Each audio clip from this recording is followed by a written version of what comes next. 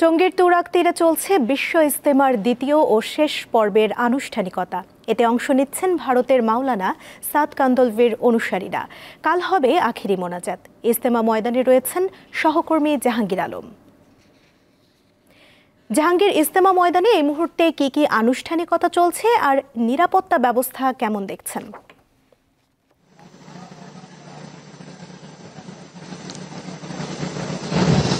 জি সুমনা, আজ কিন্তু সারা রাত ভর আসলে ইবাদত বন্দেগীর মাধ্যমে ইজতেমার মুসল্লিরা কাটিয়েছেন। কারণ পবিত্র শবে বরাতের রাত একটি মহামান্বিত রাত।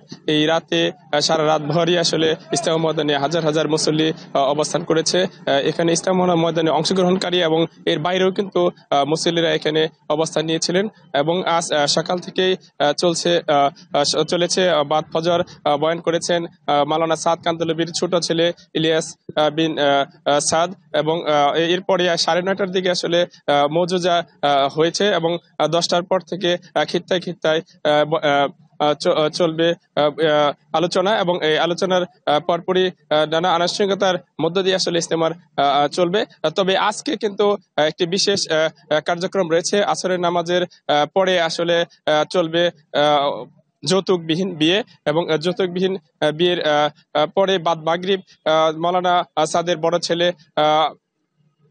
বয়ান করবেন, ইউসুফ বিন সাদ। এবং এরপরে আসলে মুসল্লিরা তাদের নিজ নিজ কাজে ব্যস্ত হয়ে পড়বেন। এবং সারাদিন ভরই কিন্তু ইবাদত বন্দেগী দিয়ে চলেছে। গতকালও আমরা জানতে পেরেছি ইজতেমা ময়দানে কিন্তু আজ পর্যন্ত 3 জন মুসল্লি মারা গিয়েছেন। এবং আইন শৃঙ্খলা বাহিনীর পরিস্থিতি সম্পর্কে আসলে আমরা যতটুকু জানতে পেরেছি এবং পুলিশ কমিশনারের পক্ষ থেকে জানানো হয়েছে যে বিপুল সংখ্যক আইন শৃঙ্খলা বাহিনীর সদস্যরা পোশাকধারী এবং সাদা পোশাকে কাজ করছেন। পাশাপাশি কিন্তু ইজতেমা আয়োজক কমিটির পক্ষ থেকেও স্বেচ্ছাসেবকরা নিরাপত্তার কাজে নিয়োজিত রয়েছেন, যাতে বহিরাগত কোনো ধরনের কোনো সমস্যা সৃষ্টি করতে না পারে। এবং পুলিশ কমিশনার আমাদের জানিয়েছিলেন যে কোনোভাবেই যাতে কোনো রকম বিশৃঙ্খলা সৃষ্টি হতে না পারে, এজন্য আসলে বিশেষ সতর্কতার মধ্যে রয়েছে। কেননা যে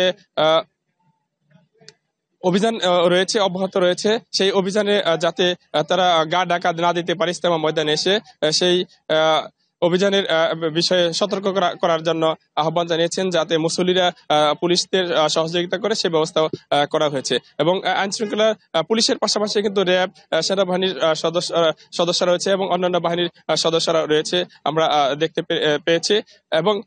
এবং আজ দুপুরের আগামীকাল আসলে আখেরি মোনাজাতের মাধ্যমে শেষ হচ্ছে এবছরের ইজতেমা। দুপুর 12টা থেকে 12:30টার মধ্যে আগামীকাল আখেরি মোনাজাত অনুষ্ঠিত হবে বলে আমাদের কর্তৃপক্ষ জানিয়েছেন। সুমনা। দর্শক, ইজতেমা ময়দান থেকে যুক্ত ছিলেন আমাদের সহকর্মী জাহাঙ্গীর আলম।